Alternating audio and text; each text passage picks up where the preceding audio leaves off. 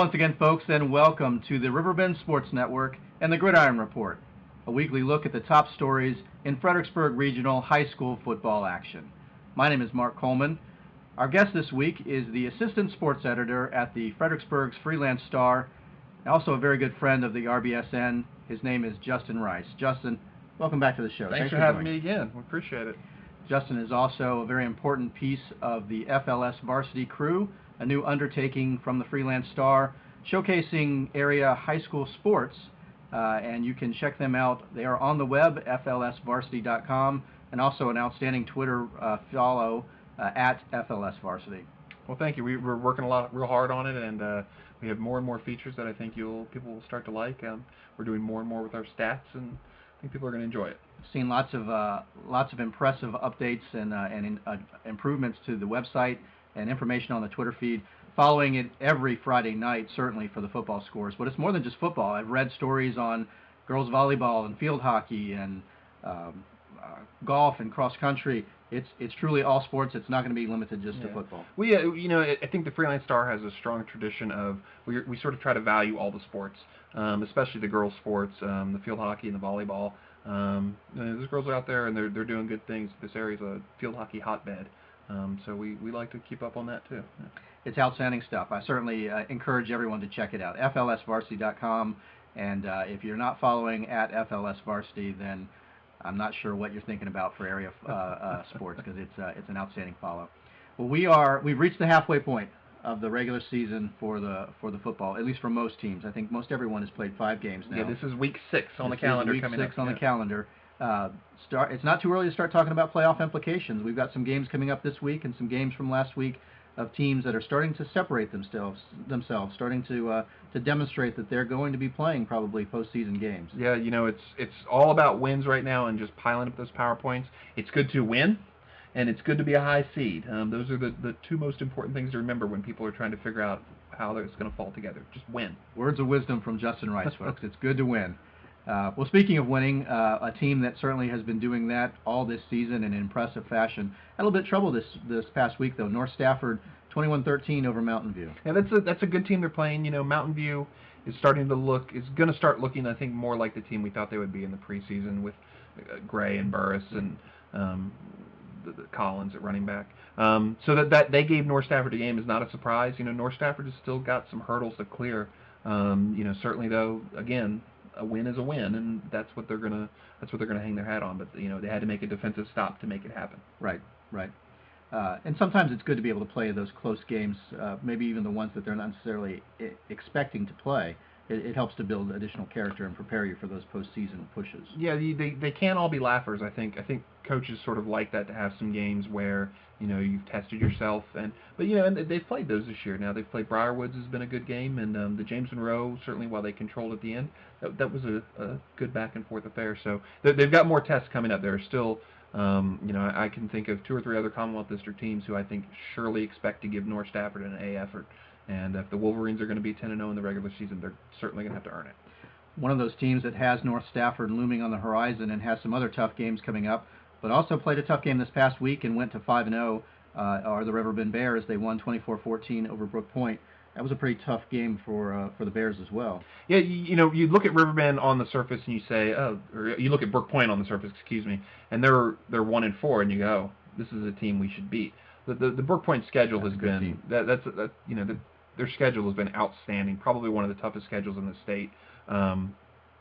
So you couldn't just dismiss Brook Point, and they certainly gave Riverbend a game. But again, like North Stafford, you win, you score the points, and you continue to improve your postseason positioning. Right. Yet another team that's gone to 5-0, Massaponax, with a little bit of a difficult game against Franklin County, but pulling away with a 33-15 victory ultimately. Yeah, the Panthers looked a little lethargic. They've done this in halves this year at times, where it's moving slowly for them. But against Franklin County, you see how that can happen. It's a team you're not familiar with. It's a team from out of the area. It's a team with not a particularly good record. So it's easy to see how Massaponax says, "Oh, this is a cakewalk," and then suddenly they're in a game. 14-7 after 3 quarters. Massaponax takes control in the 4th quarter and really sort of run away with it and put it away. Another team that was playing sort of an unknown team had to travel a bit Colonial Forge going down to Roanoke and playing Patrick Henry, coming away with a shutout victory. Yeah, the one of the big things you'll notice is how this year is how the scheduling changed for the 5 and 6A teams, and how they've had to go out of the area to find enough games to fill up their schedule. So Franklin County is up at Massaponax, Colonial Forge is down at Patrick Henry, and Colonial Forge, again, is a team not a spectacular win, but 3 fumbles and an interception. They pitch a shutout, and they do what they need to do and take care of business. And with the realignment, Patrick Henry is actually in the same conference as now Colonial Forge, correct? Yeah, so. and they're right neck now. Colonial Forge is literally one step ahead of them in the playoff seedings. As it stands now, we've still got a lot of football to be played, but every game is gonna matter, especially not just when you're playing a random opponent, but when you're playing an opponent who you're directly competing with for those points. We're going to see that coming up in the next couple of weeks when the Commonwealth teams really get into each other. Yeah, always exciting. No, you've been posting, last week at least, you posted the projected playoff standings. It's nothing official, but you're projecting the point system. Well, the VHSL has released the points. Okay. Our intention every week on FLS Varsities, we're going to beat the VHSL to the punch every week, and we hope to have those out Sunday night. Okay. The VHSL's points have come out, and we've sort of proven our formula to ourselves, so we feel pretty good about it. Things are starting to take shape. Points matter.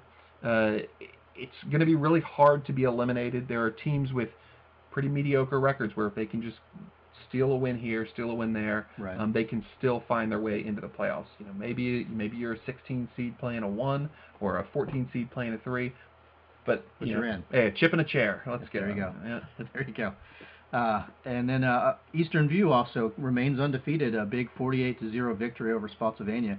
This team, quite honestly, at least for me, they continue to surprise me. This is an offensive juggernaut, and they pitched a shutout last week. Well, Greg Hatfield, when he came to Eastern View, came with the reputation of being an offensive guy. And gosh, they're moving the ball and they're scoring points. They're the top-rated team in the 4A North right now. If the playoffs started today, they would be the 1 seed. And you avoid some teams you think of as really strong in that area. GW Danville, Sharando. Of course, Hanley's the 4 seed, but we saw how Eastern View treated Hanley. Right. Yeah. Some impressive individual performances this past week as well. The Freelance Star Player of the Week was the running back from Chancellor. Chancellor getting their first win on the season. Jamal Jones going 19 carries for 157 yards and 3 touchdowns.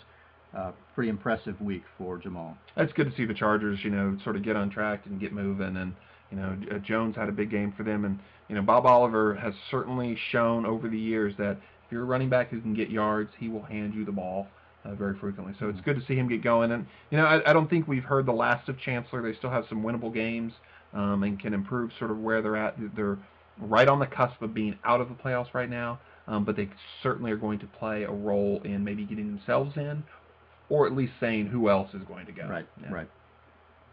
Meaningful games late in the season are always good for fans and good for players as well. Yeah. But when we're talking about top individual performances in the area, it's pretty hard to avoid Von Purvis from North Stafford, the running back. My goodness, after a absolutely incredible, unbelievable stat line last week, he follows that up, 41 carries, 291 yards rushing, 3 more touchdowns. His 2-week total is 81 carries, 538 yards, and 6 touchdowns.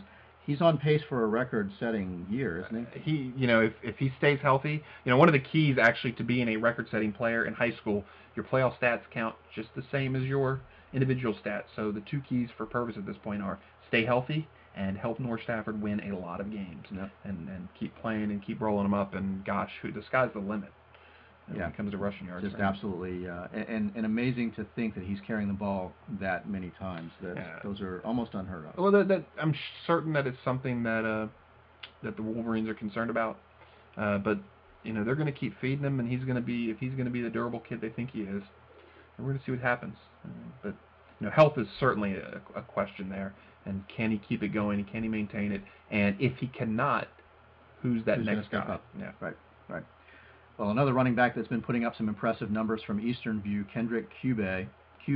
Yep. Apologize about that, Kendrick. Kendrick QB This past week, took 13 carries, 83 yards, but 3 more rushing touchdowns, as well as a 95-yard punt return for a touchdown. It seems like he's a threat every time he touches the ball. Yeah, a little different. He's putting up huge numbers in a little different way than Purvis. Purvis is piling up numbers and just handing the ball over and over again. QB is doing it in a lot of different phases of the game, and he's certainly been the guy statistically who's benefited from Eastern View's just explosion. Certainly. Yeah. Another running back from Brook Point, M.J. Hamilton, 25 carries, 134 yards, and a rushing touchdown. Connor Bourne, a wide receiver for Riverbend, only 2 catches, but made the most of it, 111 yards receiving and 1 touchdown. Jacoby White, running back from King George, they're going to the new single wing. Well, it's not new, but they're starting to go full bore with that. 12 carries, 128 yards, and a rushing touchdown. Yeah, they're going to run the single wing all the time. When they were running it sporadically before, Jacoby was the kid that was running their power sweep and taking advantage of it and putting up some big numbers. If they're going to do it all the time, that could spell a good season for Jacoby. Certainly. And then another impressive performance, Quentin Gray, wide receiver from Mountain View, 10 receptions and 112 yards receiving. Gray's a weapon, and we knew he would be. Certainly. Slinging the ball around at Mountain View. He's going to get, in the fantasy football world, we talk about targets. He's going to get a lot of targets. They're going to be throwing the ball at him, and he's going to catch it and then make something happen. Certainly. And that kind of a stat line is really impressive in points per reception league as well. Good PPR guy right there. That's right. Certainly. You had a couple other guys that you wanted to Well, I think you got to look at the Caroline kids. Caroline gets their first win of the year. Richard Harris, the quarterback, with 221 passing yards. Keyshawn Johnson. Not that Keyshawn Not Johnson. That one. He has 107 receiving yards. Come on, man. And they've been able to move the ball. They've one of their losses is a 1-point loss to Henrico, who's fairly well regarded. I think that Caroline is another team that right now they're on the outside looking in, but they certainly have winnable games in the schedule coming up, and maybe we're going to see Caroline be one of those teams that gets in as a 13 or 14 seed or a 16 seed, something like that. Yeah. Making the postseason, getting a seat at the table, and getting a chance to move forward, though, it's an entirely new season. Yeah, well, the Eastern View story from a few years ago is the great one where the last game was played and they were eliminated, and then Lafayette forfeits games, and suddenly Eastern View is in, and not only are they in, but they go and upset Powhatan and move it on to the regional final. That's what it's all about, is just get to the playoffs and let's see what happens. That's right. Well, another exciting week of games coming up for Week 6, and I know a lot of folks who think that the big one this week is going to be Riverbend visiting Massaponax. That's certainly it's where I will be. Certainly, a lot of folks that I know are going to be very interested in that one. That's going to be a big matchup with some, maybe not playoff implications per se, so much as playoff positioning implications. I think Riverbend and Massaponax at this point, they're both 5-0. They've very nearly done enough to ensure that they're going to be in the playoffs. Certainly Riverbend loses out and other teams do well, and certainly that could happen. But it seems like those two teams have done enough. So now you're talking about playing for, am I playing at home or am I playing on the road? Am I playing a 3 seed or am I playing an 8 seed? So it's all about that. Massaponax right now is, of course, they're 1 in the 5A North. North Stafford is 2. Both teams undefeated. They're going to play each other. That's going to happen in the regular season. So between now and then, if you're Massaponax, you need to hold serve. When you're playing a 6A team, it's worth 26 power points to beat a 6A team. Playing the 6A team, it's really, really important. That's a great win to get. And for Riverbend, they're in the same boat. They're the 2 seed right now in their half of the 6A South. They're trying to keep up with the well-regarded Verina. And they want to not just be near the top. They need to be in the top 4. You want to play a home game. I think that would be an exceptional step forward for Riverbend. And it's these sort of games that are going to make the difference. Am I at home in the first round of the playoffs, or am I traveling to a Prince William school? Right. Another big game coming up this week, Brook Point visiting Colonial Forge. 2 teams that have some history there. Yeah, certainly. These guys are, I think, certainly rivals. And then you look, Brook Point's going to look across the sidelines and see Jeff Barry was their coach up until July, and now he's the athletic director at Colonial Forge. Right. So there's probably a little bit of that going on, probably more so for Brook Point and then for Colonial Forge. And these are both teams that, wins matter. Colonial Forge is 3-2 against a very difficult schedule. They're scoring well in power points. They're in if the playoffs started today, but they still have some difficult games remaining. Mountain View, North Stafford, Riverbend. Those games are all still coming up, and if they keep taking losses, you're going to bleed away points. You can't afford to give those away. And then Brook Point on the other end of the spectrum right now, on the outside, looking in, but you get a win against a 6A team that's going to also have a good record at the end of the year. And I think if Brook Point wins this game, they're probably right back in that top 16 in the 5A North, where they're in the playoffs if they started next week. And clearly we see that they're a good team, much better than the record would indicate, just based on the scheduling that they've had to face early this season. Yeah, I think Brook Point is going to upset a unsuspecting Commonwealth District team this year. I think it's almost certainly going to happen. Well, you heard it here, folks. Justin Rice, I believe a Brook Point graduate, but that's okay. Certainly an unbiased opinion. And I would tend to agree with him. I mean, Brook Point certainly a very tough, well-coached team, and I would not be the slightest bit surprised to see them pull an upset or two in the remaining portion of this regular season. I think we've still got a lot of surprises left ahead of us, a lot of excitement for some of these teams. The playoffs really almost start now. They've got to start winning. Brook Point might be one of them.